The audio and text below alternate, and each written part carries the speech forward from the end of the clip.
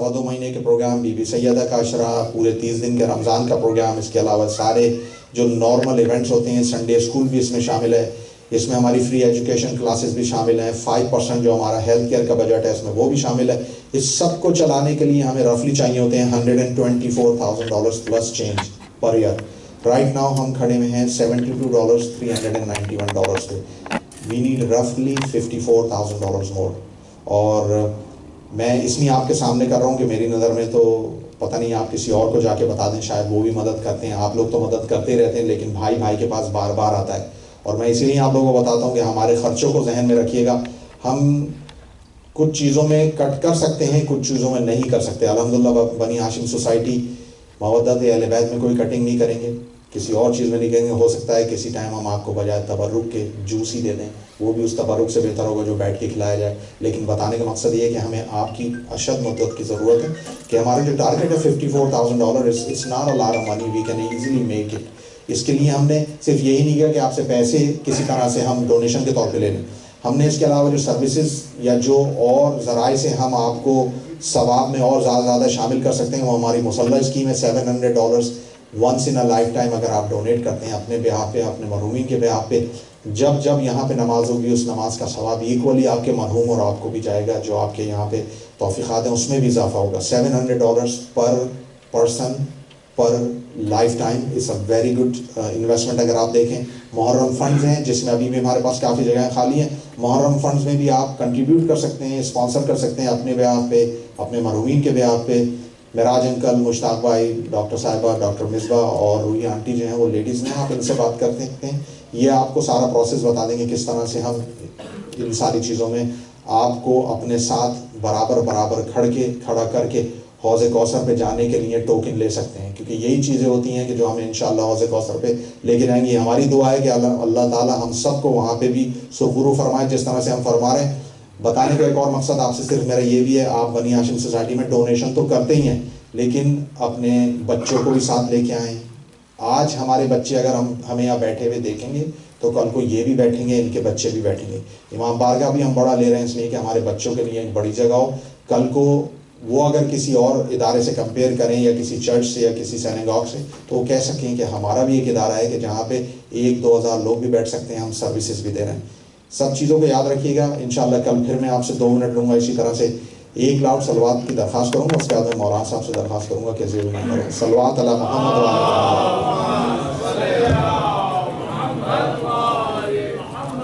اور ایک last but not least, کل یہاں پہ امام سجاد کا تابوت ہے، آپ لوگ سے درخواست ہے زیادہ تعداد میں اس میں شریک ہوئیے گا۔ جس کو ای میل نہیں مل رہی ہے وہ ہمیں ای میل بھی دے دیں اور آپ اور بھی بتا دیجیے گا۔ Thank you.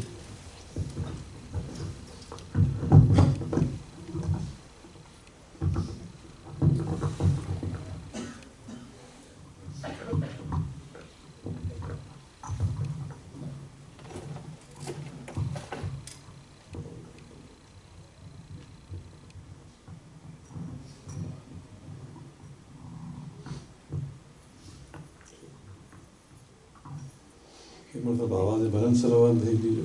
اللہم صلی علی محمد وآل محمد۔ اعوذ باللہ السمیع العلیم من الشیطان اللعین الرجیم، بسم اللہ الرحمن الرحیم۔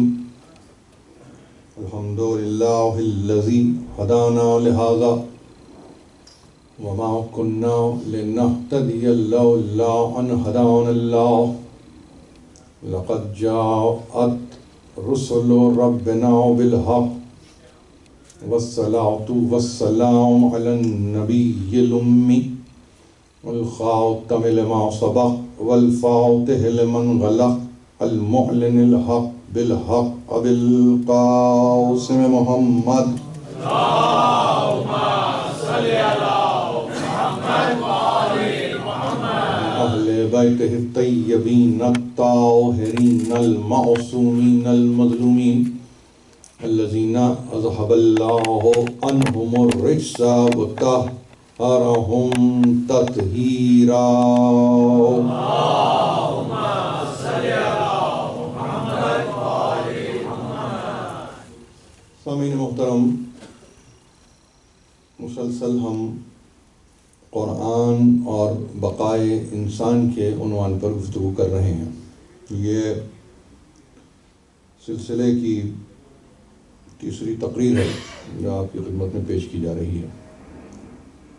عنوان کی آیت ہم سورہ دہر سے لے رہے ہیں اور یہ اس کی پہلی ہی آیت ہے جو ہمارا سرنامہ کلام بن رہی ہے۔ میں سننے والوں میں جس بھی تعداد میں آپ شریک ہو رہے ہیں شکر گزار ہوں، اور یہی توقع بھی ہے اور یہی امید ہے اپنے مقام پر کہ جو کچھ بھی کہا جا رہا ہے اسے آپ محفوظ کر رہے ہوں گے۔ یہ ہمارے پاس کچھ ایسے لمحے ہیں، کچھ ایسی ساعتیں ہیں کہ جن میں اگر پوری طرح سے ان امور پر اور ان مضامین پر کہ جو قرآنی ہیں اگر غور کیا جائے تو میں سمجھتا ہوں کہ اس سے بہتر کوئی اور موقع ہمیں نہیں ملے گا۔ تاریخیں آپ کے سامنے ہیں۔ آج آپ محرم کی 23ویں تاریخ میں، کل اور پرسوں بڑے اہم دن ہیں۔ یہ اس لیے نہیں کہ میں کہہ رہا ہوں، حتماً بڑے ہی اہم دن ہیں، حقیقتاً بڑے اہم دن ہیں۔ کل ہم ظاہر ہے کہ شب شہادت میں ہوں گے امام چہارم کے تعلق سے، اور یہاں پر ظاہر ہے کہ آپ زیارت کریں گے تابوت کی۔ پرسوں روز شہادت ہے تو ظاہر ہے کہ 25 محرم منسوب ہے پھر امام چہارم سے۔ 2 دنوں کے لیے میں پہلے سے برنامے کا اعلان کرنا چاہتا ہوں کہ مجلس جس وقت بھی آپ شروع کر رہے ہیں ظاہر ہے کہ یہ ادارے کی ذمہ داری ہے، لیکن میں چاہتا یہ ہوں کہ آنے والی کم از کم یعنی کل اور پرسوں کی 2 تقاریر میں ہم امام زین العابدین علیہ الصلاۃ والسلام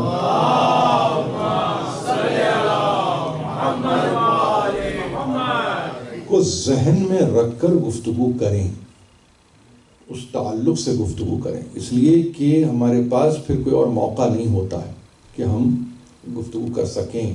تو اگر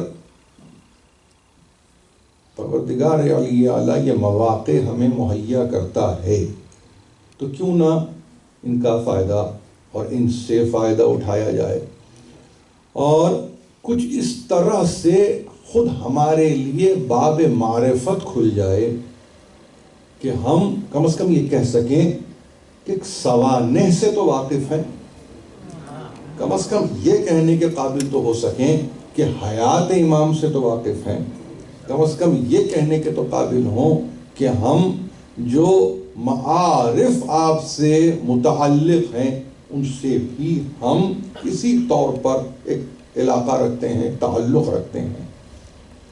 اور خاص طور پر یہاں جو بیٹھے ہوئے ہیں یا میری بہنیں جو مجھے سن رہی ہیں، میں بہت ہی یعنی مؤدباً یہ عرض کروں گا کہ غور سے جو کچھ کہا جائے اس کو آپ سنیے، اور نہ صرف یہ کہ سنیے بلکہ میں چاہوں گا یہ کہ جب بھی کبھی تقریر میں کوئی حوالہ دیا جائے تو اس کو جا کے ضرور دیکھیں، اس لیے کہ یہی ایک تربیت ہے، یہی ایک تہذیب ہے اور یہی ہمیں تعلیم دی گئی ہے، وگرنہ حوالوں کے بغیر ہماری زندگی نہیں ہے۔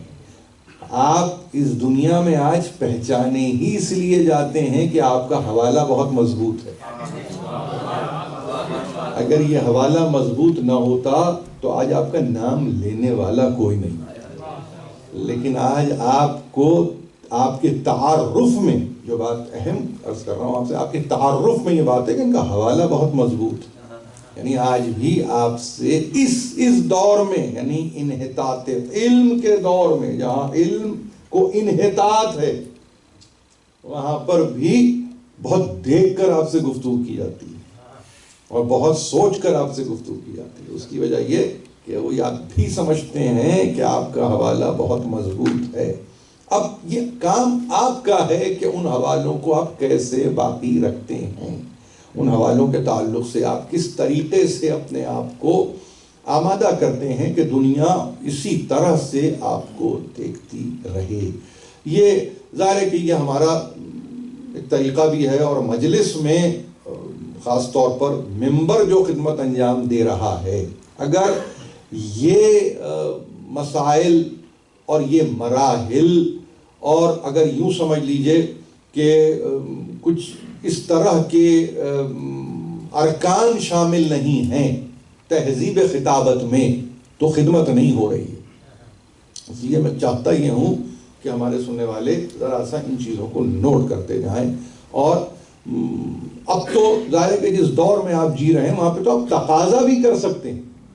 ایک وقت تھا کہ آپ تقاضا نہیں کر سکتے تھے، جو کہا جاتا آپ اس کو سنتے، بس اس سے زیادہ نہیں. لیکن اب تو آپ اس قابل ہیں کہ آپ تقاضا کرتے ہیں، اور بڑے ہی آپ یعنی بآواز بلند تقاضا کرتے ہیں کہ ہم یہ سننا چاہتے ہیں، ہم یہ دیکھنا چاہتے ہیں، ہم یہ سمجھنا چاہتے ہیں. ظاہر کیوں نہ ہو، اس لیے کہ آپ ہر طرح سے ادارے کی مدد بھی تو کر رہے ہیں. ظاہر ہے کہ آپ ہی کے پیسے سے ادارہ چل رہا ہے، آپ اپنے آپ کو ذمہ دار سمجھتے ہیں، تو کیوں نہ پھر یہ سوال قائم کیا جائے کہ بھئی خدمت کیا ہو رہی ہے. اس میں کوئی مذائقہ نہیں ہے، لیکن ذرا سی ایک تہذیب چاہیے اس سوال کو قائم کرتے ہوئے. اس کو ذرا سا غور سے سن لیجئے. اور میں چاہتا یہ ہوں کہ خاص طور پر ہمارے وہ نوجوان جو ان مجالس کا حصہ بنتے ہیں، ان پر لازم ہے کہ وہ فقط یہاں آ کر کسی رسم کو پورا نہ کریں، بلکہ جب یہاں سے اٹھیں تو پیغام کی صورت میں خود باہر جائیں اور جا کر ایک سے یہ کہیں کہ ہم نے یہ سنا ہے، ہم سے یہ کہا گیا ہے، ہم سے اس طرح کی بات کی گئی ہے، ہماری اطلاع میں یہ نئی بات آئی ہے. اس سے کیا ہوگا؟ ایک چراغ سے دوسرا چراغ جلے گا. جو یہاں نہیں ہے وہ پھر وہ یہاں ایسا نہیں کہ نہیں، وہ یہاں ہے، باوجود ہوگا، کوئی وجہ ہوگی، ہمیں اس میں دلچسپی بھی نہیں ہوتی کہ کون ہے اور کون نہیں ہے. یہ آپ کا کام ہے کہ یہاں سے اٹھیں اور پیغام کو عام کریں. اسی کو ابلاغ کہتے ہیں، اسی کو تبلیغ کہتے ہیں. اور یہی قرآن کا ایک پورا سمجھ لیجئے کہ تھیسس ہے، یہ مقدمہ ہے قرآن کا، جس پر آپ باقی ہیں، آپ، کوئی اور نہیں ہے. کسی اور کے لیے نہ لفظ ابلاغ آیا، نہ کسی کے لیے کوئی لفظ تبلیغ آیا، نہ کسی کے لیے کوئی لفظ بلغ آیا. یہ سارے آپ ہی کے لفظ ہیں، آپ ہی کے حوالے ہیں اور آپ ہی سے متعلق ہیں. تو کیوں نہ پھر ان الفاظ کی حفاظت کی جائے صورت عمل کے نتیجے میں. یہ وہ معروضات ہیں کہ جو میں آپ کی خدمت میں کرنا چاہتا ہوں. عنوان آپ کے سامنے ہے اور اس عنوان پر ظاہر ہے کہ مجھے رہنا ہے. اور میں چاہتا یہ ہوں کہ نہ صرف یہ کہ آج بلکہ میرے پاس 9 تقریریں ہیں کل، جن میں سے آج تیسری تقریر ہے. 2 تقریروں کا میں نے آپ کے سامنے برنامہ پیش کر دیا. میں چاہوں گا کہ امام چہارم کے تعلق سے گفتگو ہو، مگر موضوع میں رہتے ہوئے گفتگو ہو، تاکہ آپ کو کم از کم یہ اطمینان بھی نصیب ہو کہ آدم آل محمد نے آپ کی بقا کا کیا سامان کیا ہے. میں چاہتا یہ ہوں کہ کچھ اس انداز سے گفتگو کریں. ظاہر اور اسی ذات سے آپ ہیں، اسی ذات سے ہم ہیں. بعد کربلا زندگی بڑی مہم ہو چکی تھی. آپ ان لفظوں کو خالی لفظ نہ جانیں. بعد کربلا زندگی اجیرن ہو چکی تھی. بعد کربلا زندگی کے معنی بدل چکے تھے.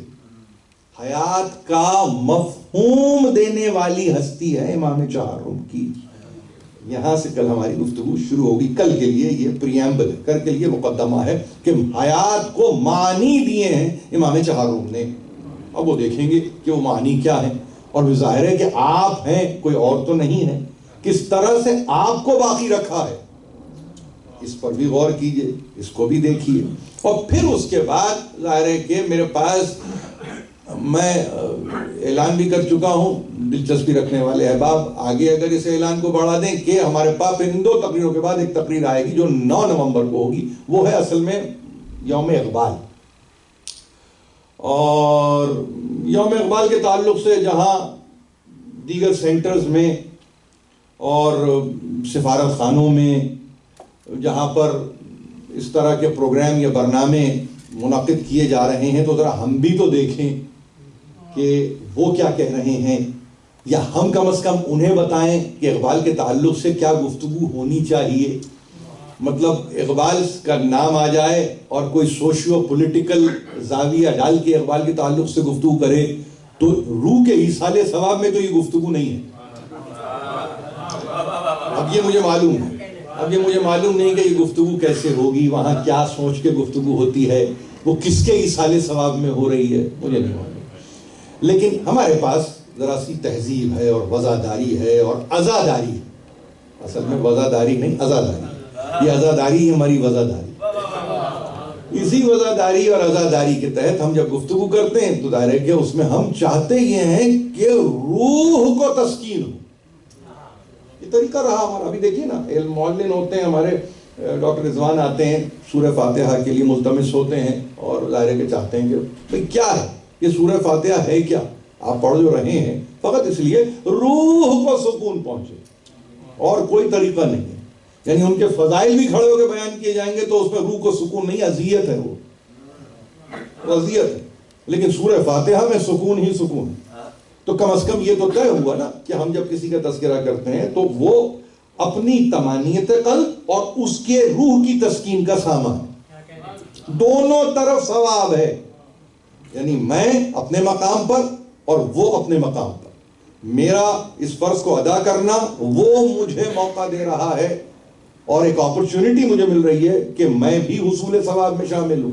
اور جس کے تعلق سے گفتگو ہو تو ظاہر ہے کہ اس کے ثواب کا ایصال بھی تو ہو, پہنچے بھی تو وہ اس تک. تو ہم نے بہرحال اپنے طور پر یہ طے کیا ہے, کسی نے مجھ سے تقاضا تو نہیں کیا, مگر یہ بھی میرے چونکہ عنوان کا حصہ رہے گا سلسلہ اقبال کے تعلق سے, تو وہ بھی سنیے اور دیکھیے.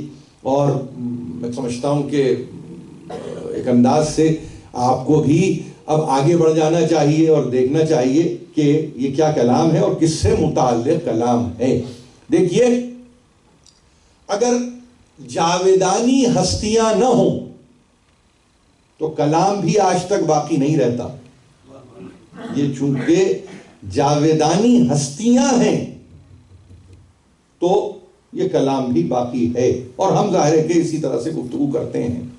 اب یہ کہنا اور اس تعلق سے گفتگو کرنا کہ مثلا انسان کے تعلق سے یا نوع انسان کے تعلق سے بقا کی ضمانت کون دیتا ہے اور کون نہیں دیتا, تو ہم نے تو یہ پہلے دن کہا کہ یہ قرآن ضمانت دے رہا ہے.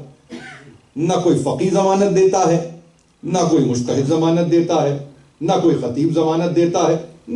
وہ ظاہر ہے کہ قرآن ضمانت دے رہا ہے. قرآن ضامن ہے حیات انسان کے بقا کے تعلق سے. نوع انسان کو اگر بقا نصیب ہے تو وہ اس کا ضامن قرآن ہے, کوئی اور نہیں ہے. اور وہی عنوان کو سامنے رکھ کر میں نے ایک آپ کے سامنے آیت کو پڑھا اور وہ سورہ مبارک دہ سے. اب لطف کی بات یہ ہے کہ اگر ہم ذرا سا اپنے توجہات کو ایک سمت میں آج رکھیں اور یہ جان کر رکھیں کہ آج آپ نے کون سا دن گزارا, جمعہ کا دن گزارا, جمعہ کی نماز آپ نے یقیناً ادا کی ہے, تو کون سا سورہ پڑھا آپ نے, آپ کہیں گے سورہ جمعہ پڑھا. تو سورہ جمعہ کیسے شروع ہوا؟ اللہ کے نام نامی سے جو رحمان الرحیم ہے. یسبح للہ ما فی السماوات و ما فی الارض الملک القدوس العزیز الحکیم. یہ پہلی آیت کیا ہے؟ تسبیح. اس کی تسبیح ہے, اللہ کے لیے تسبیح ہے, یعنی اس کے لیے زیبا ہے تسبیح. کیوں؟ اس لیے کہ وہ پاک و پاکیزہ اور منزہ ہے. کون؟ اللہ پیدا کرنے والا. جو کچھ کے آسمانوں میں ہے اور جو کچھ کے زمین میں ہے سب اس کی تسبیح کر رہے ہیں. وہ کون ہے؟ وہ ملک ہے, وہ قدوس ہے, وہ عزیز ہے, وہ حکیم. یہ چار آپ کے سامنے یعنی اللہ کے وہ صفاتی نام رکھ دیے کہ جن کو سمجھنا ضروری ہے. وہ ملک ہے یعنی وہ بادشاہ ہے, وہ قدوس ہے جس کو انگریزی میں ہولی کہا, مگر اردو میں ہم اپنے عربی ظاہر کے روٹ سے نزدیک رہتے ہوئے کہتے ہیں قابل تقدیس ہے. وہ عزیز ہے جس کے لیے عام اصطلاح میں مولانا فرمان علی کو اٹھا کے دیکھ لیجئے, زبردست ہے. غالب جس کو کہتے ہیں, عزیز بمانی غالب, اور حکیم بمانی حکمت والا. یعنی جس کو انگریزی میں اصطلاح اگر کہیں تو آل وائز حکیم. میں اس وقت کریکشن کے موڈ میں نہیں ہوں انگریزی زبان کے, لیکن میں صرف عرض کر رہا ہوں کہ ایور پریویلنٹ, مثلا عزیز کا ترجمہ کر دیا, حکیم کا ترجمہ کر دیا آل وائز. تو یہ زبان کی محتاجی ہے, اس میں گھبرانے کی ضرورت نہیں ہے. ایک وقت آئے گا زبان بالغ ہو جائے گی, لفظ بدل جائیں گے, معنی زیادہ کھل جائیں گے, آپ کو بھی اطمینان ہوگا, میری روح کو بھی اطمینان ہوگا. ظاہر یہ ایک وقت آئے گا, ایک وقت آئے گا. میں نے اسی لیے کہا ہے کہ انتظار کے قابل تو رکھیے اپنے آپ کو. آپ جس کے ماننے والے اس میں لفظ انتظار آپ کے لیے پریشان کرنے والا لفظ نہیں ہے. ذرا سا انتظار چاہیے, طبیعت میں ایک انتظار چاہیے. انتظار کیجئے, چیزیں آپ کے سامنے خود بخود کھلتی ہوئی محسوس ہوں گی اور کھلتی چلی جائیں گی. یہ کس کی تسبیح ہو رہی ہے؟ جو ملک ہے, جو قدوس ہے, جو عزیز ہے, جو حکیم ہے. اور اس کے بعد وہ آیت آئی کہ جس پر امت, پھر وہی بات عرض کروں آپ سے کہ امت میں اختلاف ہو گیا ایک عجیب انداز کا. والذی بعث فی الامیین رسولا منہم یتلو علیہم آیاتہ ویزکیہم ویعلمہم الکتاب والحکمہ وان کانوا من قبل لفی ضلال مبین. یہ دوسری آیت آ گئی سورہ جمعہ کی کہ وہی ہے کون؟ جو ملک ہے, جو قدوس ہے, جو عزیز ہے, جو حکیم ہے. یہ چاروں آپ کے سامنے, یہ آپ یاد رکھیں گے نا, یہ اسما یاد رکھیں گے آپ. کون ہے وہ؟ ظاہر بادشاہ ہے, ظاہر ہے کون ہے وہ؟ قدوس ہے, جو عزیز ہے, جو حکیم ہے. اس نے کیا کیا؟ اب ہوا کے ساتھ گفتگو ہو گئی. والذی بعث فی الامیین رسولا. اب اگر اس کے ملک ہونے کو, اس کے قدوس ہونے کو, اس کے عزیز ہونے کو, اس کے حکیم ہونے کو دنیا سمجھ لیتی تو لفظ بے صد بھی سمجھ میں آ جاتا. بعث فی الامیین رسولا, اس نے کھڑا کیا, اس نے ظاہر کیا. وہ کہیں تھا, وہ کہیں تھا, اس کو اس نے ہویدا کیا, اس نے اس کو آشکارا کیا. یہ لفظ بعثا کے تحت جتنے آپ کے سامنے ترجمے ہیں, سارے ترجمے لفظی ترجمے آپ کی خدمت میں پیش کر رہا ہوں. اور جو مستحضر ہے میرے سامنے, میں وہ سامنے رکھ کے آپ سے گفتگو کر رہا ہوں کہ اس نے ظاہر کیا. یعنی وہ تھا, اور ایسے ہی نہیں تھا, وہ رسول تھا. والذی بعث فی الامیین, عبدا نہیں, مخلوق کا تذکرہ نہیں کہ ہم نے پیدا کیا, نہیں, ہم نے اسے ظاہر کیا. کس نے؟ اسی نے ظاہر کیا جو تمام صفات کا حامل ہے. اس نے کیا کیا؟ اس نے ظاہر کیا. اور امیین میں رسول کو اس نے ظاہر کر دیا, یا انگریزی ترجمہ کیا؟ اپوائنٹ کر دیا. اب لفظ اپوائنٹمنٹ نے خرابی کی. کیوں؟ اس لیے کہ یہ اپوائنٹمنٹ کیسے ہوا, یہ اپوائنٹمنٹ کب ہوا, یہ اپوائنٹمنٹ کس طرح سے ہوتا ہے. ایک لفظ اپوائنٹ نے, میں نے اسی لیے کہا ہے کہ قرآن کو پڑھتے ہوئے اس کے متن سے نزدیک رہنے کی کوشش کیجئے. اگر آپ اس کے متن سے نزدیک رہیں گے تو چیزیں آپ کے لیے مشکل نہیں ہوں گی. لیکن جب آپ اپنے لفظ ڈالیں گے اور اختیار کریں گے اپنے لفظ اور سمجھنے کی کوشش کریں گے الہام کو, یعنی وحی کو سمجھنے کے لیے, اس دنیا سے جو جاتی ہوئی دنیا ہے اور جس میں ختم ہوتی ہوئی زبانیں ہیں, لفظ یاد رکھیں گے نا, ختم ہوتی ہوئی زبانوں سے لفظ کو لیجئے اور باقی کو سمجھنے کی کوشش کیجئے. تو اس طرح معاملات حل نہیں ہوتے. کنفیوژن ہے, کنفیوژن کہ اس نے کیا کیا, اس نے اپوائنٹ کیا. اب بحث یہ شروع ہوگی وہ کیسے اپوائنٹ کرتا ہے, اس نے انہیں کیوں اپوائنٹ کیا. اور یہ کوئی اور گفتگو نہیں کر رہا ہے, یہ اورینٹلسٹ گفتگو نہیں کر رہے ہیں, یہ مستشرق گفتگو نہیں کر رہے ہیں, یہ آپ کے ویسٹرن تھنکرز گفتگو نہیں کر رہے ہیں, یہ بیچارہ مسلمان خود گفتگو کر رہا ہے. یعنی سورہ جمعہ یاد رکھیے, یاد رکھیے, یہ سورہ جمعہ مدنی سورہ ہے. مدنی سورہ بھی اگر آپ کو میں نزولی ترتیب بتاؤں تو اس کا نشان ہے 110. یعنی 110ویں سورے کے نزول تک مسلمانوں کو پتہ ہی نہیں کہ اپوائنٹمنٹ ہوتا کیسے ہے، اور اس پر گفتگو جاری ہے، اور اس پر گفتگو کر رہے ہیں، اور ماشاءاللہ بڑے ایک سمجھیے کہ ایک ہنگامہ ہے کہ جو برپا ہے کہ کس انداز سے یہ اپوائنٹمنٹ ہو رہا ہے. بعث پہ گفتگو ہو رہی ہے، بعثت پہ گفتگو ہو رہی ہے، 40 سال پہ گفتگو ہو رہی ہے، اور پھر یہ گفتگو ہو رہی ہے کہ کہاں تھے، کس کیفیت میں تھے، کیا عالم تھا، مصروفیات کیا تھی. یعنی ایک پورا چیپٹر کھل گیا. ارے بھائی وہاں سمپل بڑی آسان بات ہے، اس نے ظاہر کیا انہیں، وہ تھے، وہ موجود تھے، اس نے، وہ کون ہے بھائی؟ وہ ملک ہے، وہ قدوس ہے، وہ عزیز ہے، وہ حکیم ہے. سمجھنا بعثت کو نہیں تھا، سمجھنا ان 4 صفات کو تھا. اگر ان کو سمجھ لیتے تو بعثت سمجھ میں آتی. آخری اگر آخری اسم تک ہی اگر توجہ جاتی کہ وہ کون ہے، وہ حکیم ہے، وہ حکمت والا ہے. اس کی حکمتوں کا ہم نہ تعین کر سکتے ہیں، نہ اس کا ہم مقابلہ کر سکتے ہیں، نہ ان حکمتوں کو ہم جان سکتے ہیں. اس سے پہلے وہ عزیز ہے، یعنی غالب ہے، مغلوب نہیں ہے. وہ مغلوب نہیں ہے، وہ غالب ہے. یعنی زمانہ اسے مغلوب نہیں کرتا، وہ غالب ہے، وہ ظہور پہ غالب ہے، وہ ہر وقت پر غالب ہے. یعنی اوقات پر اس کا غلبہ ہے. کیوں نہ ہو؟ خالق ہے.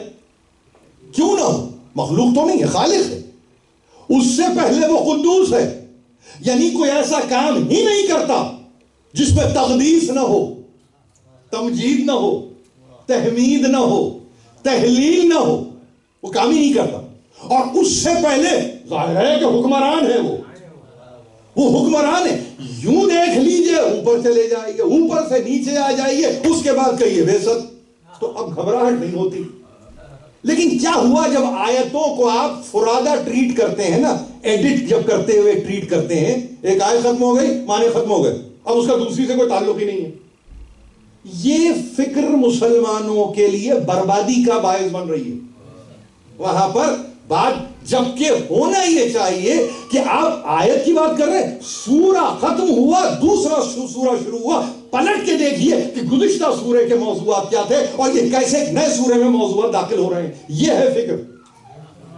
سوچنا یہ تھا سورہ بسورہ گفتگو تھی، یہاں آیت بآیت گفتگو سمجھ میں نہیں آ رہی ہے. اور اس کے بعد ہنگامہ ہے کہ صاحب یہ امی، ان پڑھ، جاہل، یعنی جو چاہے اس کا انگریزی ترجمہ الٹریٹ بھی کیا. چلو کر دیا، مکے کے لوگوں کے لیے کرتے، لیکن والذی بعث فی الامیین رسولا جیسے ہی منہم آیا تو کہا انہی میں سے تو اٹھا تھا. اب میری سمجھ میں یہ نہیں آتا کہ یہ گفتگو کرنے والے آخر اس میں کیا افادہ ہے، ان کے لیے کیا فائدہ ہے، یہ اپنی روح کے کون سے اطمینان کے لیے گفتگو ہو رہی ہے.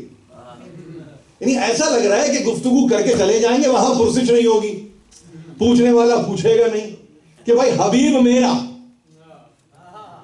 حبیب میرا تم سے کیا تعلق، اور اگر تعلق بنتا تھا تو تم نے کون سا ایسا تعلق قائم کیا کہ جس کے نتیجے میں آج تم میرے دربار میں آ رہے ہو. یہ وہ مسائل تھے کہ جس کے بعد چلیے یہاں ختم ہو جاتے معاملات تو ہم کہتے کہ ٹھیک ہے صاحب یہ معاملہ یہاں ختم ہو گیا. مگر اس کے ساتھ جو گفتگو ہوئی وہ یہ گفتگو ہوئی تو اس کا کام کیا؟ یتلو علیہم آیاتہ ویزکیہم ویعلمہم الکتاب والحکمہ. وہ کون ہے؟ دیکھیے جس کو ظاہر کر رہا ہے وہ کون ہے. اگر وہ الٹریٹ ہوتا تو یہ جو 4 کام ہے نا یہ اس سے نہیں لیے جاتے. اگر وہ الٹریٹ یا وہ ان میں سے ہوتا، کسی جگہ کسی شے کا ہونا اس جیسا ہونے کو ثابت نہیں کرتا.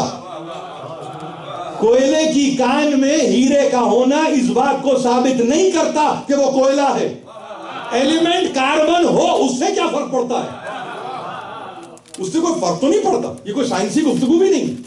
آپ نے مکے میں رہنے والوں میں اگر کوئی شخص اٹھا اور وہ ظاہر ہوا اور وہ پیغام لے کے اٹھا تو آپ نے یہ سمجھنا شروع کر دیا کہ وہ انہی میں سے تھا. اب یہ منہم نے ایک عجیب مسئلہ پیدا کر دیا. اب دیکھیں یہاں پہ ایک ذاکر بیٹھے ہیں بہادر صاحب, مطلب وہ یہی معلوم پوری اس کی تاریخ سے واقف ہوں گے, کہاں کہاں سے چلے ہیں اور کہاں کہاں تک آئے ہیں, تو بہتر سمجھتے ہیں کہ اس آیت کو کس طریقے سے صرف کیا گیا اور کہاں کہاں کس طرح سے لیا گیا. منہم کے ایک پورے یعنی سمجھیے کہ ایک چیپٹر نے رسول کے تعلق سے دروازے کھول دیا, مسلمانوں نے کھولے. اب اس پوری لیڈ کو ٹو کیا ویسٹ نے. اب جب وہ پلٹ کے آتے ہیں, وہ کیریکیچر بنائے, وہ کارٹون بنائے, تو آپ کو تکلیف ہو رہی ہے. تو وہ یہ کہہ رہے ہیں کہ ہم تو انسپائر ہیں آپ ہی سے. بھائی الٹریٹ کا کیریکیچر کیا بنے گا, الٹریٹ کا کارٹون کیا بنے گا؟ تھوڑا سا مطلب ذرا سا کھل کے سوچئے نا, سوائے اس کے کہ ایک کامک ریلیف ہو اور کیا ہے. تو اس منزل تک لانے والا کوئی اور نہیں تھا, آپ ہی تھے. اب آپ ہی لائیں اور اب آپ ہی فریاد کرنے والے بن جائیں, تو یہ تو صحیح نہیں, یہ تو صحیح نہیں ہے. درست کریں اپنی صفوں کو. بلکہ میں آپ سے کروں, اس طرح کے اگر آپ کے سامنے کچھ ملفوظات, مخطوطات, کچھ تحریریں, کچھ تقریریں, ان کو نکال باہر کیجئے, جیسے کینسر کو نکال کے باہر کر دیتے ہیں نا آپ, بالکل ویسے ہی نکال دیجئے. اس میں کوئی مذائقہ تو نہیں ہے. اگر آج بھی ہم اپنے آپ کو درست کر لیں تو اس میں مذائقہ کیا ہے؟ کسی بھی دور میں درست کیا جا سکتا ہے اپنے آپ کو. غلطی اگر ہو گئی تو غلطی پر غلطی کرنا کون سا کام ہے بھائی؟ غلطی پر غلطی, یعنی آپ اسی کو دہرائیں اور کہیں کہ ہم تو صحیح ہیں.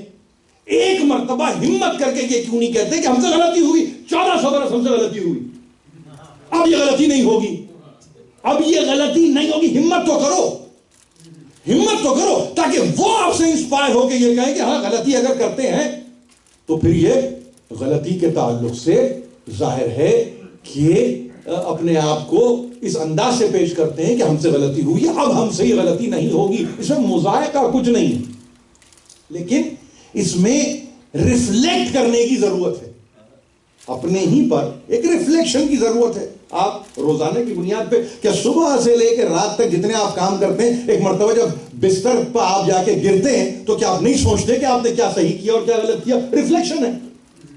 تو ایک دن کی انتہا میں تو ریفلیکشن, 14 صدیاں گزر رہی ہیں, ریفلیکشن ہی نہیں ہے.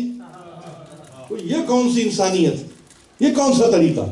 تو منہم نے ہنگامہ کر دیا, اور اس کے بعد قرآن نے کہا دیکھو تم اپنی فکر میں ناقص ہو, اس لیے کہ اس کا کام ہم نے یہ رکھا ہے کہ یہ ہماری آیتوں کو مطلوع کرتا ہے.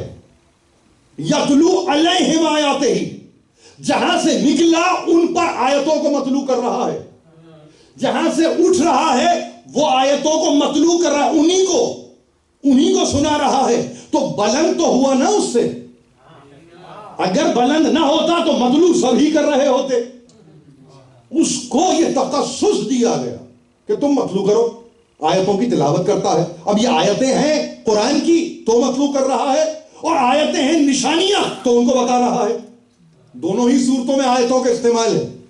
اگر قرآنی آیتیں ہیں, قرآن کی آیتیں ہیں, تو تلاوت وہی کرے گا, وہی تلاوت کرے گا, کوئی اور نہیں کرے گا. اور اگر نشانیاں ہیں قدرت کی تو وہی بتائے گا. اب اگر وہ قدرت کی نشانیوں میں جنت اور جہنم ہے, وہی بتائے گا, اس لیے کہ شاہد ہے, اس لیے مبشر ہے, اس لیے کہ نذیر ہے, وہی بتائے گا, کوئی اور نہیں بتائے. اور اس کے بعد فوری طور پہ کہا آیتوں کو مطلوع کرنے کے بعد وہ پاکیزگی, تزکیہ نفس, یعنی جس میں کہتے ہیں آپ نفس کو آراستہ و پیراستہ کرنا, تیار کرنا, تزکیہ نفس, نفس کو تیار کرنا. تلاوت ہو گئی, اب نفس کا تزکیہ ہوگا. اب نفس کے تزکیے کے بعد یعلمہم الکتاب والحکمہ, یہ ترتیب ذہن میں رہے, اس ترتیب کے بغیر سمجھ میں کچھ نہیں آئے گا. وہ مطلوع پہلے کرے گا, انسپائر ہو گئے تو اب وہ اخلاقیات کی طرف لے جائے گا کہ تزکیہ کیسے ہو. پہلے اپنے آپ کو پاک تو کرو, پاک کرنے سے پہلے کتاب اور حکمت کی تعلیم نہیں ہے۔ اگر کہیں کتاب اور حکمت کی تعلیم پوری طرح سے نظر نہ آئے تو سمجھیے کہ اس کا تزکیہ ہی نہیں ہوا۔ وہ کوئی بھی ہو، وہ کوئی بھی ہو، بڑے سے بڑا ہو، اس دور کا ہو، اس دور کا ہو، اگر کسی کو کتاب سمجھ میں نہیں آ رہی ہے اور اس کے ساتھ حکمت سمجھ میں نہیں آ رہی ہے تو سمجھ لیجئے کہ اس کا نفس پاک نہیں ہے، اس کے نفس میں پاکیزگی نہیں ہے، وہ امپیور ہے، وہ خالص نہیں ہے، وہ طاہر نہیں ہے، وہ کسی نہ کسی طرح سے آلائشوں میں مبتلا ہے، جس کو پولوشن آپ کہتے ہیں، پولوشن، وہ پولوٹڈ ہے نہیں بلکہ وہ کرپٹ ہے۔ یہ سب انگریزی کے لفظ ہیں، وہ کرپٹ ہے، وہ کرپٹ ہے۔ کیوں؟ اس لیے کہ نہ کتاب سمجھ میں آ رہی ہے نہ اس کی حکمت سمجھ میں آ رہی ہے۔ اب ایسی صورت میں کہ جہاں وہ مطلوع کرے، وہ تزکیہ کرے، وہ کتاب اور حکمت کی تعلیم دے، تو وہاں پہ کیا ہوگا؟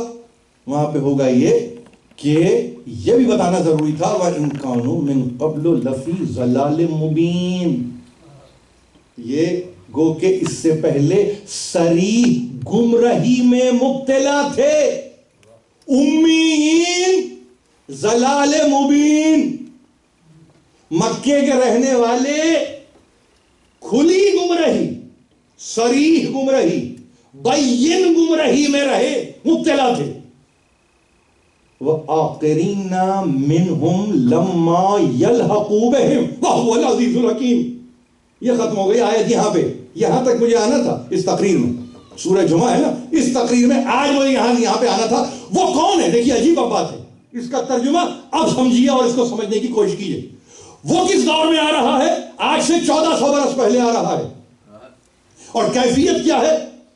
اس کی کیفیت کیا ہے؟ وَآخَرِينَ مِنْهُمْ لَمَّا يَلْحَقُوا بِهِمْ، اور کہاں تک وہ جا رہا ہے؟ 11 ہجری میں گزر گیا دنیا سے، لیکن کہاں تک جا رہا ہے کہ وہ آخری زمانے کے جو اس سے ملحق نہیں ہوئے تھے وہ اس سے ملحق ہوں گے۔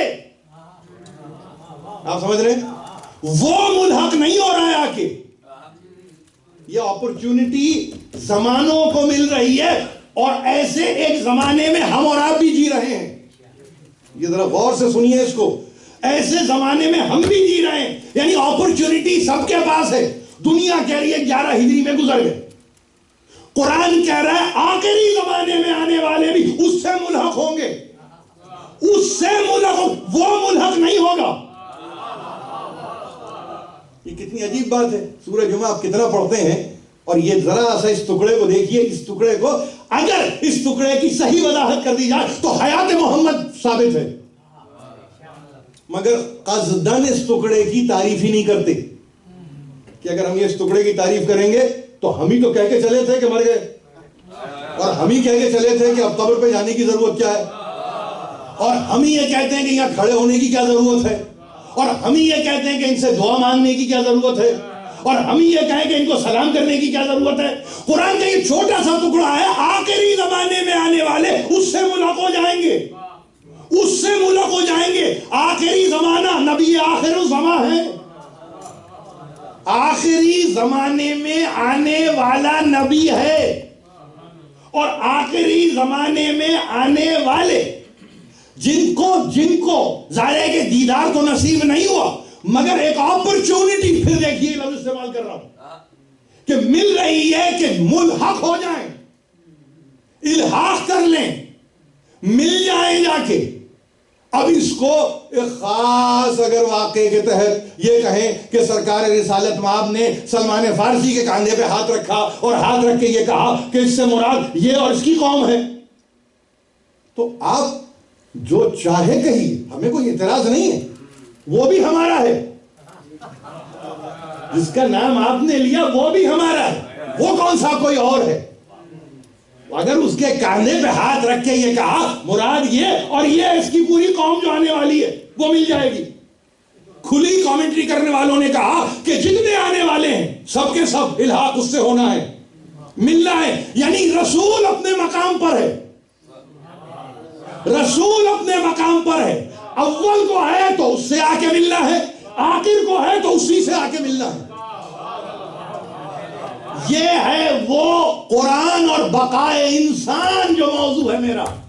کیسے باقی آپ رہ سکتے ہیں, یعنی آپ کو اپرچونٹی مل رہی ہے, آپ کو یہ موقع دیا جا رہا ہے. اور حکمت خداوندی, بہت غور سے سن رہے ہیں آپ, یہ آیت ختم کہاں ہوئی؟ میں نے ہمیشہ کہا ہے اپنے نوجوانوں سے کہ آیت جہاں ختم ہوتی ہے تو اس کو بہت غور سے دیکھیں, وہی اس کا رزلٹ ہے.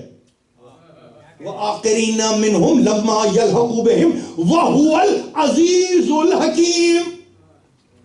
دیکھیے یہ غالب ہی کر سکتا ہے کہ آگے کے زمانہ جو گزر رہا ہے اس میں لے جائے پیچھے ملا دے.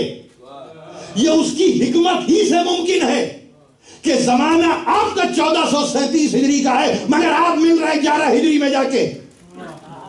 تو یہ دوبارہ دہرانا, اس کے عزیز ہونا اور اس کا حکیم ہونا, یہ خالی فقط کسی آیت کو کسی قوت سے بند کرنا نہیں تھا, بلکہ اس کی حکمتوں کو سمجھنے کی ضرورت تھی کہ وہ عزیز ہے تبھی یہ کر سکتا ہے, وہ حکیم ہے تبھی اس سے یہ ممکن ہے. یہ وہ کیفیت تھی کہ آپ جس زمانے میں ہیں آپ کے پاس یہ سعادت موجود ہے. یہ لفظ یاد رکھیں گے, یہ سعادت موجود ہے کہ آپ مل جائیے, ملحق ہو جائیے. یہی وہ تہذیب تھی اور یہی وہ تمدن تھا جس کا تذکرہ آپ کے ہر امام نے کیا ہے. صلی اللہ علیہ یا ابا عبداللہ, آپ پڑھتے ہیں نا, یہ صلی اللہ علیہ یا ابا عبداللہ جب تک کہ صلی اللہ علیہ وآلہ وسلم نہ ہو اس کے کوئی معنی نہیں ہے. رسول کی حیات ثابت ہے, اسی لیے آل رسول بھی ثابت ہیں اور ان کی حیات بھی ثابت ہے. یہ ہمارا عقیدہ ہے, یہ ہمارا عقیدہ ہے. ہم نے رسول سے نہ کٹ کے چیزوں کو دیکھا نہ ہٹ کے چیزوں کو دیکھا. ہم نے دیکھا اسی تناظر میں, ان کی اگر حیات ہے تو سب کی حیات ہے. آپ کیا بات کر رہے ہیں؟ وہ قلزم حیات ہے, یعنی کیا ہے, وہ ایک ایسا بحر زقار ہے, وہ قلزم حیات ہے. آپ قطرہ ہیں. اب میری بات بہت غور سے سن لیجئے تاکہ چیزوں کو سمجھ میں ہم ظاہر ہے کہ اپنے طور پہ سمجھ لیں اور آگے بڑھ جائیں گے. وہ قلزم حیات ہے, آپ ایک قطرہ ہیں. قطرے کو یہ سعادت دی جا رہی ہے کہ تم قلزم میں جا کے مل جاؤ, تم قلزم میں جا کے مل جاؤ. یعنی قطرے نے اپنے آپ کو اس مرتبے پہ لا کے کھڑا کیا کہ جس میں اس کو یہ موقع دیا جا رہا ہے, مل جاؤ, مل رہو 1437 میں مگر زمانے نبی آخر الزمان میں جا کے ملحق ہو جاؤ. یہ ہے وہ حیات کا قلزم کہ جس میں اس قطرے کو جا کے مل جانا ہے. ہم وہ قطرہ ہیں کہ جس کو اس بحر زقار میں جا کے مل جانا ہے. تو اس کا کیا مطلب ہوا؟ اس کا مطلب یہ قطرے کو وہ قوت دی گئی, وہ طاقت دی گئی, وہ بلندی نصیب کی گئی کہ وہ اس قابل ہوا کہ وہ کہہ سکے کہ میں اپنے آپ کو اس قلزم میں داخل کر رہا ہوں جو جاویدانی ہے, جو دائمی ہے, جو ہمیشہ ہے. یہ بہت اہم گفتگو آپ سے کر رہا ہوں. اور اس کے بعد اگر آپ سے میں یہ کہوں کہ یہ کہتے ہوئے کسی نے کبھی اس قلزم سے پوچھا کہ تجھے قطرے کی ضرورت ہے؟ کبھی کسی نے پوچھا؟ بھئی قطرے کو تو شرف ملا کہ وہ جا کے بن گیا حصہ کسی سمندر کا, لیکن کسی نے سمندر سے بھی پوچھا کہ تجھے کیا ضرورت ہے, تجھے کیا ضرورت ہے؟ اب یہ اس کی وسعت قلبی ہے کہ وہ آپ کو قبول کرنے پہ آمادہ ہے. اگر وہ انکار کر دے تو خدا کی قسم قطرے کو منہ چھپانے کی جگہ نہیں ملے گی. یہ وہ قلزم حیات ہے, وہ ہستی ہے جو زقار ہے, بحر زقار, کہ جہاں انسان جا کے اپنے آپ کو ایک شرف کے ساتھ شامل کر کے یہ کہے اب ہم ان کے ساتھ ہیں. یہی ہماری زندگی ہے, اس کے علاوہ ہماری زندگی نہیں. ہماری حیات اب ثابت ہے, آپ سمجھے؟ اگر یہ نہ ہوتا تو حیات ثابت ہی نہیں ہوتی. دوسروں کے لیے جو حیات ثابت نہیں ہے اس کی وجہ فقط یہ ہے کہ انہوں نے قطرہ ضرور سمجھا، لیکن انہوں نے کہا کہ ہم اپنی انڈیویجویلٹی کو، اپنی انفرادیت کو ختم نہیں کریں گے، ہم باقی رکھیں گے۔ قطرے کی حیات کتنی ہوتی ہے؟ قطرے کی حیات کتنی ہوتی ہے؟ ارے پیدا بھی کیا تمہیں پانی کے قطرے سے، مگر اِنَّا خَلَقْنَا الْإِنسَانَ مِن نُطْفَةٍ أَمْشَاجٍ، جب تک مخلوط نہیں ہوا، خلق نہیں ہوا، یعنی یہ قطرے کو ایک اور کی ضرورت ہوئی۔ اس ذرا سی تمثیل میں تو دیکھیے کہ وہ جو کہتے ہیں کہ ہم اپنی انڈیویجویلٹی یا انفرادیت کو کھونا نہیں چاہتے، اگر یہ قطرہ اکیلا رہتا تو تمہاری تو حیات بھی نہیں تھی۔ کس انڈیویجویلٹی کی بات کر رہے ہو؟ وہ کون سی انفرادیت کی بات کر رہے ہو؟ یعنی یہ جڑے تو خلقت ہوئی، اور پھر مخلوط، امشاج، اور اس کے نتیجے میں ہم نے تمہیں سمیع و بصیر بنایا، فَجَعَلْنَاهُ سَمِيعًا بَصِيرًا، سنتا ہوا اور دیکھتا ہوا۔ کیوں؟ تاکہ تمہارا امتحان لیا جائے کہ تم کامیاب بھی ہوتے ہو یا نہیں۔ یہ وہ معاملات تھے کہ اگر سمجھ لیتا قطرہ تو قلزم میں جانے کے لیے پریشان نہ ہوتا اور حیات اپنی ثابت کر رہا ہوتا۔ دیکھیے، آ جائیے اس کی انالوجی ایک اور طرح سے، شاید اگر زیادہ ایبسٹریکٹ ہو گئی اور سمجھ میں نہیں آئی تو اس کی ہم ریئل لائف اور ریئل ٹائم میں انالوجی دیں۔ کمی نہیں ہے اہل بیت کو، کمی نہیں ہے اہل بیت کو، مگر ایک قطرہ نظر آیا اور اس نے اپنے آپ کو اتنا بلند کیا کہ اپنے مرتبے میں جب اٹھا تو بے اختیار کاندھے پہ ہاتھ رکھ کے کہا السلمان منا اہل البیت۔ یہ انالوجی اب سمجھ میں آ گئی آپ کو؟ یعنی فرد ہے فرد، مگر اس فرد نے اپنے آپ کو اس کمال پر پہنچا دیا کہ جس کے بعد اس نے جس پیڈسٹل پہ لا کے اپنے آپ کو کھڑا کیا وہ کم نہیں تھا، وہ اہل بیت میں سے ہو گیا، وہ اہل بیت میں سے ہو گیا۔ یعنی اہل بیت کو آبجیکشن نہیں ہے، یہ اہل بیت کو آبجیکشن نہیں ہے، اپنے آپ کو اتنا بلند تو کرو کہ ہم تمہارے قدردان ہو جائیں۔ تم کیا ہماری قدردانی کرو گے؟ تم کیا ہمیں جزا دو گے؟ تم کیا ہمارا شکریہ ادا کرو گے؟ تمہیں کہاں یہ توفیق ابھی نصیب ہوئی ہے؟ پہلے تو ہم بتائیں کہ ہم تمہاری کتنی قدر کرتے ہیں، بشرطے کہ مرتبے کو بلند کرو، اپنے مرتبے کو بلند کرو، اس قابل ہو جاؤ کہ ذات احدیت حکم دے، تبھی تو بنیت میں آئے۔ وَمَا يَنْطِقُ عَنِ الْهَوَىٰ إِنْ هُوَ إِلَّا وَحْيٌ يُوحَىٰ، وہ کلام ہی نہیں کرتے جب تک کہ وحی نہ آ جائے بصورت حکم۔ تو سلمان منا اہل البیت اگر قرآن کی آیت نہیں ہے نہ صحیح، کلام رسول تو ہے، اور رسول کی تعریف یہ ہے کہ نطقی نہیں ہے جب تک کہ وحی کا حکم نہ ہو جائے۔ یا یہ صحیح ہے یا وہ صحیح ہے؟ کیا صحیح ہے یہ فیصلہ امت کرے، کہ ظاہر ہے کہ ایسی بے محل گفتگو تو نہیں کر سکتے کہ کسی کو کہہ دیں کہ بس تو میرے اہل بیت میں ہو گئے، نہیں، کسی اور کو کہا بھی کم۔ عجم سے آدمی آ رہا ہے اور وہ منا اہل البیت میں جا رہا ہے، عرب میں سب تھے، سب عرب میں تھے، مگر منا اہل البیت نہیں، منا اہل البیت نہیں۔ اس کا مطلب کیا ہوا؟ زبان سے بلند ہے، لسان سے بلند ہے، رنگ اور الوان سے بلند ہے۔ آپ سمجھ رہے ہیں؟ یہاں کوئی ایسی شے نہیں ہے جو اس میں رکاوٹ بن رہی ہے۔ یہ اسلام کا پیغام ہے، اس کو عام کیجیے کہ اسلام نے اس پیغام کو دیا ہے کہ وہ رنگ، نسل، فرقہ، مسلک، عقیدہ، مذہب نہیں دیکھتا۔ اپنے آپ کو بلند کرو، سطح پہ لے کے آؤ، خود بخود اس صفوں میں چلے جاؤ۔ وہ وہاں ہے منا اہل البیت، وہ عاقرین منہم لما یلحقوا بہم، یہاں آپ ہے، ملحق ہو جائیے، اور اس طرح سے اپنی بقا کا سامان کر لیجئے، شامل ہو جائیے، اپنی بقا کا سامان کر لیجئے۔ یہ گفتگو آج میں نے کی، اور میں ظاہر ہے کہ اس توقع کے ساتھ ہی گفتگو کرتا ہوں۔ مجھے معلوم ہے کہ شاید ہو سکتا ہے کہ آپ یہ کہیں کہ محفل اس طرح سے گئی کہ جہاں پہ ہمیں سننا ہی پڑا، یقیناً اس لیے کہ کچھ ایسی باتیں ہیں اور کچھ ایسے افکار ہیں کہ انہیں اگر نہ سنا جائے تو سمجھا کیا جائے گا. تو یہ سمجھنے کے لیے سننا ضروری ہے. اب مجھے نہیں معلوم کہ اور بولنے والوں کا کیا طریقہ رہتا ہے اور وہ کس طرح سے بولتے ہیں، مگر میں اپنے سننے والوں سے جب گفتگو کرتا ہوں تو میں چاہتا ہوں یہ کم از کم گفتگو اگر 45-50 منٹ یا گھنٹے بھر کی ہو رہی ہے تو 2 باتیں تو کام کی لے کے اٹھے انسان. سورہ جمعہ پڑھے چلے جا رہے ہیں مگر یہ نہیں پتا کہ آپ کا اس سے تعلق کیا بنتا ہے. تو آج کم از کم یہ تو میرے نوجوانوں کو معلوم ہوا کہ ہم سے تعلق سورہ جمعہ کا ہے کیا. دیکھیے کیا عجیب، آخری بات کر رہا ہوں آپ سے زیادہ چاہوں گا. یعنی رسول کے تعلق سے آپ کی تربیت کی ہے کہ وہ کسی زمانے میں بھی ہو تم جا کے مل جاؤ.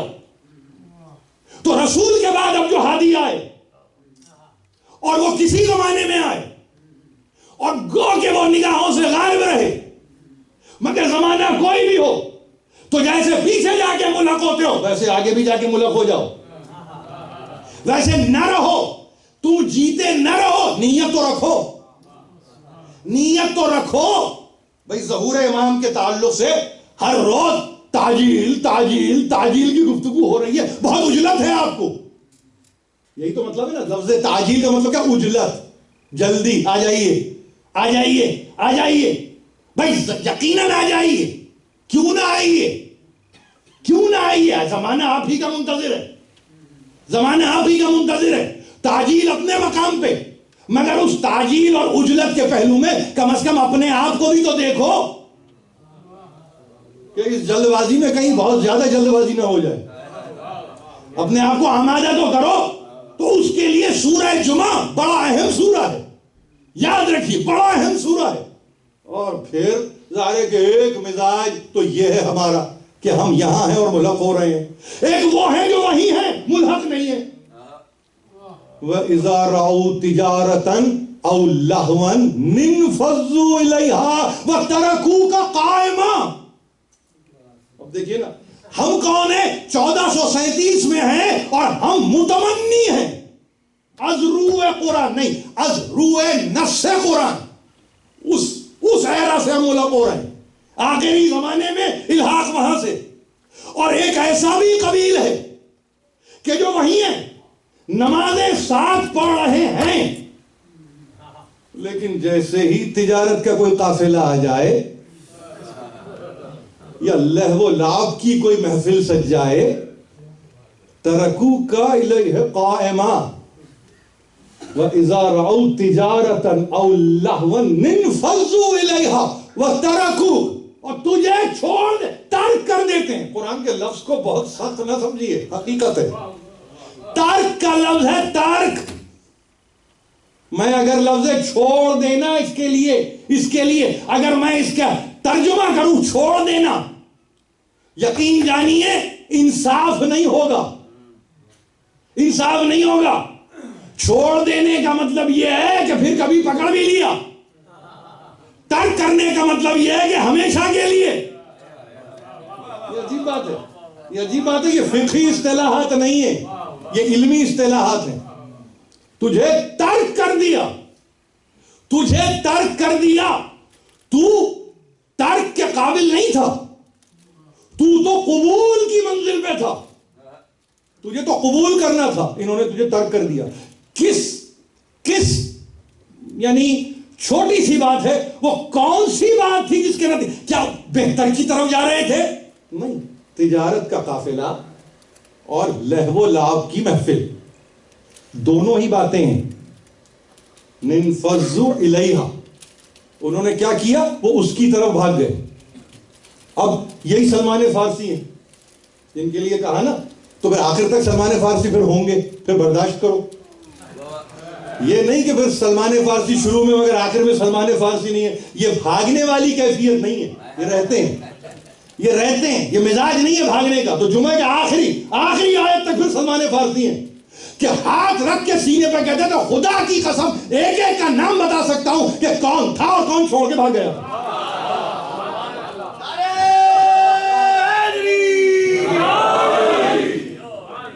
آپ سمجھ رہے ہیں؟ ہم مصلحتوں کے ساتھ قرآن نہیں پڑھتے، ہم ایک خاص طریقے کے تحت نہیں پڑھتے. یہ تو اتنے کھل جائیے کہ پھر آپ تیار رہیے رزلٹس کے لیے. انتہا میں رزلٹ ہے، انتہا میں رزلٹ ہے. شروع میں کہہ دیا بڑے جوش تھے کہ سلمان فارسی کے کاندھے پہ ہاتھ رکھ کے کہا یہ ہے، اور اس کے بعد جو ہے ایک پورا عجم ہے جو کہ آئے گا. چلیے آگے کی اور وضاحت کرتے ہوئے اور دیگر مذاہب اور دیگر قوتیں اور دیگر امتیں سب آگے ملحق ہو جائیں گی.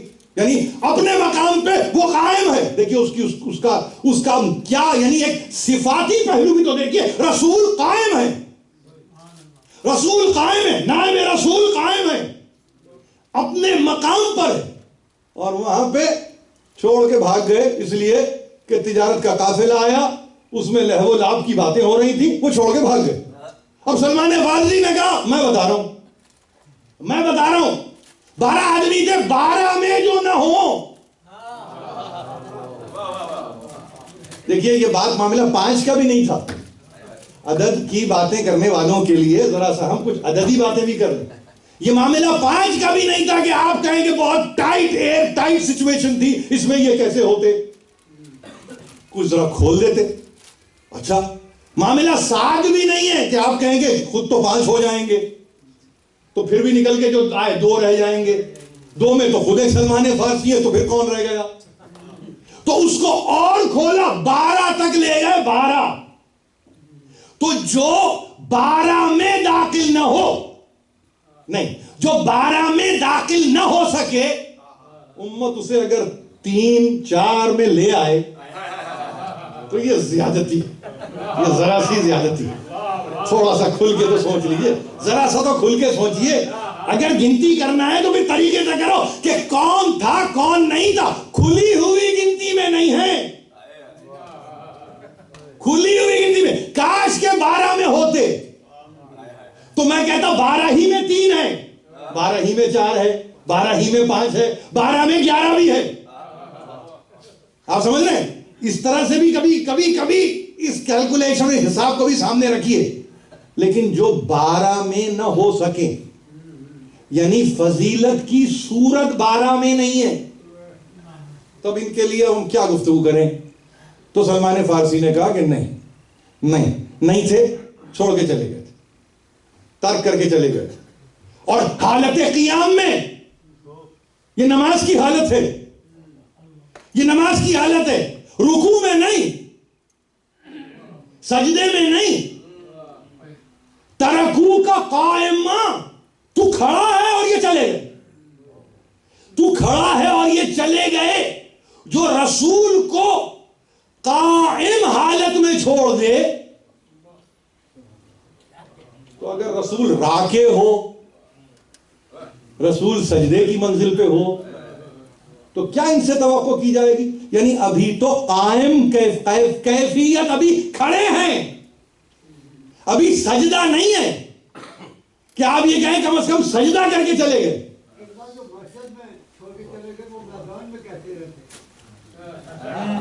بہرحال ایک بابا سے بلند صلوات پڑھیں.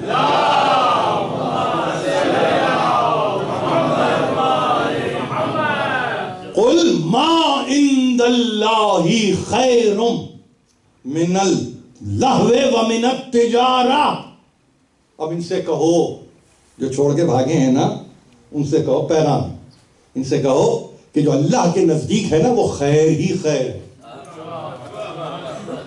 اس لہو و لعب اور اس تجارت سے بڑھ کر ہے جو اس کے نزدیک ہے. یہ وہ پیغام ہے جس میں آپ ہیں، آج ہیں اور قیامت تک آپ رہیں گے. اور عجیب بات ہے جو نہیں ہے وہ اس میں بھی نہیں ہے. پڑھے جائیں، سورہ پڑھے جائیں جمعے کے دن، مگر وہ نہیں ہے. اب کیا بات کروں کہ یہ آپ کہیں کہ غائبانہ پڑھ لیجئے، پڑھ لیجئے غائبانہ پڑھ لیجئے، سورہ کے ساتھ پڑھ لیجئے. ہے نہیں مگر ہمت سے پڑھنا ہے. آپ ہیں اس لیے کہ نہ آپ نے کبھی چھوڑا تھا نہ آپ کبھی چھوڑیں گے. اور جس زمانے میں آپ ہیں آپ تو ملحق ہونے کی باتیں کر رہے ہیں. وہ تو دفن کر چکے، بلکہ انہوں نے کیا، کسی اور کا احسان ہے کہ رسول دفن ہوئے. انہوں نے تو دفن بھی نہیں کیا، تو ان سے کیا گفتگو کی جائے؟ دیکھیے یہ مناظرہ نہیں ہے، یہ مباحثہ نہیں ہے. یہ مباہلہ نہیں ہے، یہ مجادلہ نہیں ہے، یہ مکالمہ نہیں ہے، یہ حقیقت ہے. میں سورہ جمعہ سے آپ کو آپ کا ریفرنس دے رہا ہوں کہ آپ کہاں ہیں اور آپ کا غیر کہاں کھڑا ہوا ہے. آپ رسول کے ساتھ ہیں، 12 میں ہے، وہ 12 نہیں، وہ قیامت تک 12 ہیں، اور جو نہیں ہے وہ اس دن بھی نہیں ہے. اب یہ نہ بدر کی منزل تھی، نہ یہ احد کا معرکہ تھا، نہ یہ کوئی خندق کا دن تھا، نہ یہ خیبر کی باتیں تھی، نہ یہ تبوک کا مرحلہ تھا. یہ کوئی مرحلہ ہی نہیں تھا، یہ تو نماز تھی، یہ تو نماز تھی. تو اور یہ نماز بھی سورہ جمعہ میں جس نماز کا تذکرہ ہے، اور سورہ جمعہ بھی وہ جو مدنی سورہ ہے. مدنی مطلب یہ ہے کہ اب اس کے بعد صرف 4 سورے آئیں گے اور قرآن کی تنزیل مکمل ہو جائے گی. تو جو اتنے انتہا تک بھاگتے پھرتے ہوں،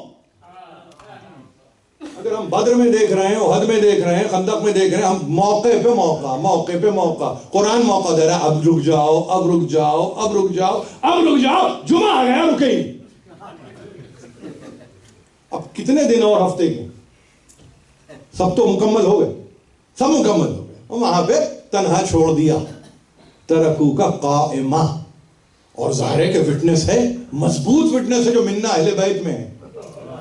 خود ہی کہا نا، تمام یعنی جمہور مفسرین نے کہا ہے سلمان فارسی کے تعلق سے، انہوں نے کہا منا اہل بیت. تو منا اہل بیت میں جو ہے تو وہ ہے نا. تو اب اگر وہ وٹنس بن رہا ہے اور ایویڈنس دے رہا ہے تو برڈن آف پروف تو کسی اور پہ ہے کہ وہ کہے کہ نہیں ہم تھے. کہیں برڈن آف پروف نہیں مل رہا ہے، کہیں نہیں ملا. یقین جانیے نام بھی ہیں، گھبراتا ہوں اس ممبر سے نام لیتے ہوئے، اس ممبر سے نام لیتے ہوئے گھبراتا ہوں، اس لیے کہ نہیں معلوم پتہ نہیں کیا سوچیں گے. ہم یہاں پہ کوئی ریمانڈ نہیں لیتے کسی کا، ہمیں کوئی شوق نہیں ریمانڈ لینے کا. وہ جو جس دن ہوگا نا وہ جسمانی بھی لے گا، روحانی بھی لے گا، ہمیں کوئی مسئلہ نہیں. وہ ہے ریمانڈ لینے والا. ہمارے پاس طریقہ نہیں ہے، ممبر کا سلیقہ بھی نہیں. اور ادارہ یقین جانیے ادارہ بیٹھا ہے، بڑا ذمہ دار ادارہ ہے. میں تعریف اس لیے نہیں کر رہا ہوں کہ یہ مجھ سے مجلس پڑھوا رہے ہیں، میں اس لیے کہہ رہا ہوں کہ واقعی میں اس دور میں اس طرح کے اداروں کو ہونا چاہیے جو کم از کم ایسے مباحث کو جو فکری ہوں کم از کم پہنچائے تو صحیح، بجائے اس کے کہ فقط ہم آئیں اور 50 منٹ ان کے برباد کر کے چلیں. ضرورت نہیں. اس سے بہتر ہے کہ نہ کریں، اس سے بہتر ہے سوسکانی کروائیں، 2 نوحے پڑھوائیں، مجلس ہو گئی. مسئلہ نہیں ہے، اس میں کوئی مسئلہ نہیں ہے. پریشان ہونے کی ضرورت نہیں ہے، کہ گھبرا نہ جائیں آپ کہ یہ کیا کہہ رہے ہیں. میں اپنے آپ کو داخل کر کے ہی گفتگو کر رہا ہوں، میں اس میں خارج تھوڑی ہوں. میں تو اپنے آپ کی نفی کر کے گفتگو کر رہا ہوں، اس لیے کہ ذمہ داری ادارے کی بہت بڑی ہے کہ کم از کم دیکھیں تو صحیح ہم لے کے کیا اٹھ رہے ہیں. نام نہیں لیتے ہو اور ہمیں ضرورت بھی نہیں ہے، جو بھاگ گیا ان کا نام میں کہہ لوں. مطلب آنکھ اوجھل بتائیے. اب اس کے بعد آپ کہنے نام لو. بھائی جو گیا آنکھ سے گیا، دل سے بھی تو اتر گیا نا، تو دل سے بھی اتر گیا. اور جو دل سے اتر گیا تو اب اس کو کیا میں کس تذکرے کے تحت اس کا نام لوں. میں وقت نہیں ہے، میں نام نہیں لیتا. اور ببانگ توحل یہ کہہ رہا ہوں، میں نام لینا بھی نہیں چاہتا، اس لیے کہ میں اپنی مجلس کو پلوٹ نہیں کرنا چاہتا. میں تزکیہ نفس کی باتیں کر رہا ہوں، میں ذکاوت نفس کی گفتگو کر رہا ہوں. اس تزکیے کے دوران میں کاہے کے لیے ایسا تذکرہ کر دوں جس کے نتیجے میں خود میری ذکاوت کو ٹھیس پہنچے، خود میرے نفس کی آراستگی اور پیراستگی پہ بات آ جائے. کیا ضرورت ہے؟ ہمارے پاس نام لینے کے لیے کم تو نہیں ہے، کم تو نہیں ہے، بہت نام ہے، بہت نام ہے. لیتے جائیے. اور اب تو ظاہر ہے کہ علماء اہل سنت نے نام لیا کہ سلمان منا اہل البیت کہا. یہ تو مرتبہ ہے سلمان کا، اور رسول کے پیش نظر یہ مرتبہ ہے، رسول کی نگاہوں میں یہ مرتبہ ہے. اور وہ جو اہل بیت ہوں اور در در پھرائے جائیں، تقریر ختم ہو گئی. وہ جو اہل بیت ہوں اور در در پھرائے جائیں، وہ جو اہل بیت ہوں اور قریہ بقریہ لے جائے جائیں، وہ جو اہل بیت ہوں اور جن کے تعلق سے دنیا یہ حیران کہ آخر ان کا قصور کیا ہے، ان کی تفسیر کیا ہے. حسین سے جھگڑا تھا، حسین کا سر قلم کر دیا. حسین سے جھگڑا تھا، حسین کے لشکر کو ختم کر دیا. مگر اب یہ بیویاں، یہ سیدانیاں، یہ بچیاں، یہ مائیں، یہ بہنیں ان کی تقصیر کیا ہے, ان کا قصور کیا ہے, آپ یقین جانیے عالمی مورخ جو کربلا کی تاریخ رقم کرنا چاہتا ہے اس کے لیے یہ منظر حیران کن ہے. سمجھ میں نہیں آتا کہ یہ کیا ہو رہا ہے. اور وہاں قافلہ کربلا کا لٹا ہوا قافلہ کوفے میں آ رہا ہے. میرے پاس جتنا وقت ہے میں اس کے سامنے اپنے آپ کو اس وقت کو سامنے رکھتا ہوں اور گفتگو کرنا چاہتا ہوں. لٹا ہوا قافلہ کوفے میں داخل ہو رہا ہے. راوی ہے اس کا ایک شخص ہے, اس کا نام ہے مسلم. وہ کون ہے؟ با اعتبار حرفت یعنی پیشہ اس کا کیا ہے؟ وہ ہے گچکار, جس کا کام کیا ہے؟ دارالامارہ, جو کوفہ کا دارالامارہ ہے, وہ اس کی مرمت کر رہا تھا. بلندی پہ تھا, قصر دارالامارہ پر مرمت کرنے والا شخص, اس کا نام تھا مسلم.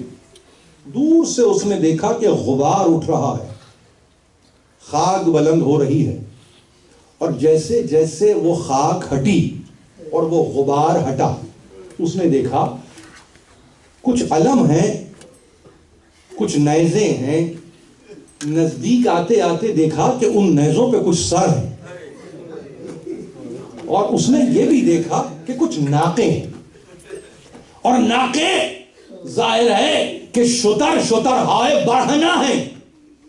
مگر عجیب منظر اس نے یہ دیکھا کہ ان شتر ہائے برہنہ پر نہ کجاوا, نہ محمل, نہ اماری, مگر بیویاں ہیں کہ بیٹھی ہوئی ہیں, بچے ہیں کہ ماؤں کی گود میں ہیں.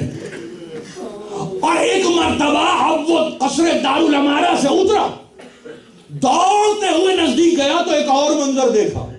اور وہ منظر یہ دیکھا کہ ایک نحیف نزار لاغر لڑکا ہے, جس کے ہاتھوں کو باندھا ہوا ہے, جس کے گلے میں توق ہے, اور توق اس کے رگہائے گلو کو مسلسل زخمی کر رہا ہے, اور خون ہے کہ اس کے گلے سے جاری ہے, پیر اس کے بندھے ہوئے ہیں, اور وہ برہنہ شتر پر بار کیا گیا ہے.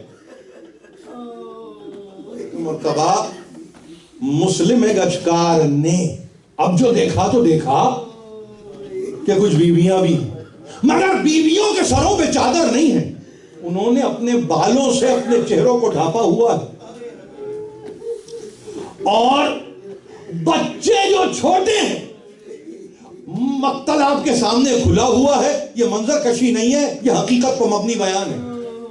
چھوٹے چھوٹے بچے جو ابھی تک ماؤں کی گودوں میں جی رہے ہیں, وہ ان سروں کو دیکھ کر جو نو کے نیزہ پر ہیں ایک مرتبہ خوف کے عالم میں آ جاتے ہیں, اور ماؤں کے کلیجوں سے اور چھاتیوں سے لپٹ جاتے ہیں. ان میں ایک بچی ہے جو مسلسل یہ کہہ رہی ہے, اینا ابھی, اینا ابھی, میرے بابا کہاں ہے, میرے بابا کہاں ہے. مسلم بیان کرتا ہے کہ میں نے دیکھا کہ ایک سر ہے جو قافلے کے آگے آگے ہے, اور کیفیت یہ ہے کہ اس کے چہرے سے نور ہے جو ساطع ہے, لب ہے کہ اس کے ہل رہے ہیں جیسے کچھ پڑھ رہا. اور مسلم یہ کہتا ہے کہ میں نے اب جو بغور دیکھا تو میں نے دیکھا کہ دونوں لب یقیناً حرکت تو کر رہے ہیں, مگر ایسے ہیں جیسے بہت دنوں سے اسے پانی نہ ملا ہو. مسلم نے کہا وہ سر آگے آگے, کچھ سر دائیں اور کچھ سر بائیں. مگر مسلم گچکار کہتا ہے کہ اس کے بعد جو میں نے منظر دیکھا وہ منظر یہ تھا کہ ایک گھوڑ سوار جس کا عالم یہ تھا کہ جس کے ہاتھ میں تو کوئی سر نہیں تھا, البتہ میں نے یہ دیکھا کہ شکار بند میں ایک سر ضرور ہے جو اس نے شکار بند میں رکھا ہے. شکار بند میں جو سر تھا اس کی کیفیت یہ تھی کہ وہ نورانی تھا, نور تالے تھا, نور نمایاں تھا. مگر عجیب بات میں نے یہ دیکھی کہ جب وہ سوار ایک مرتبہ گھوڑے کو ایڑ لگاتا تو وہ شکار بند میں سر موجود ایک مرتبہ ٹھوکریں کھاتا. مسلم ایک اشکار نے کہا کہ مجھ سے برداشت نہیں ہوا. میں نے ایک مرتبہ سوار کو روکا اور میں نے سوار کو روک کے کہا کہ یہ سر کس کا ہے اور تو کون ہے؟ اس نے کہا میرا نام ہے خولی. اور یہ سر کس کا ہے؟ تو اس نے کہا یہ سر عباس ابن علی ابن ابی طالب کا سر ہے، جو علی کا بیٹا، جو حسین کے لشکر کا علمبردار ہے. عباس کس کا سر؟ عباس کا سر، وہ سر جس کو رخصت کرتے ہوئے ام المؤمنین کلیجے سے لگا ہے. یہ وہ سر ہے کہ ایک مرتبہ جب جا کے رکھ دے فاطمہ کے مزار پہ تو فاطمہ یہ کہے بیٹا میری کمائی سے ہوشیار رہنا. یہ وہ سر ہے کہ ایک مرتبہ جب رخصت کے لیے عباس آئے تو زینب نے کلیجے سے لگا لیا. یہ وہ سر ہے کہ آخری دفعہ ایک مرتبہ عباس کے سر کو بوسہ دے کے حسین نے کہا جاؤ عباس خدا حافظ. وہ ایک مرتبہ شکار بند میں ٹھوکریں کھا.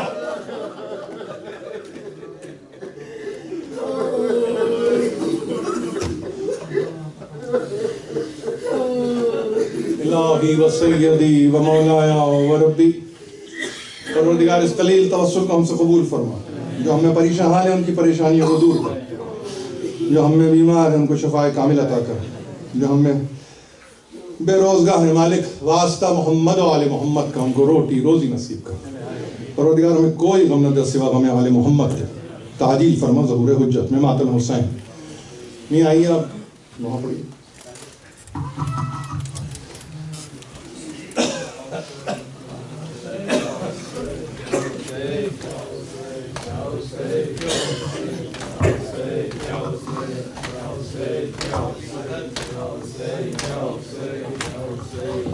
Say,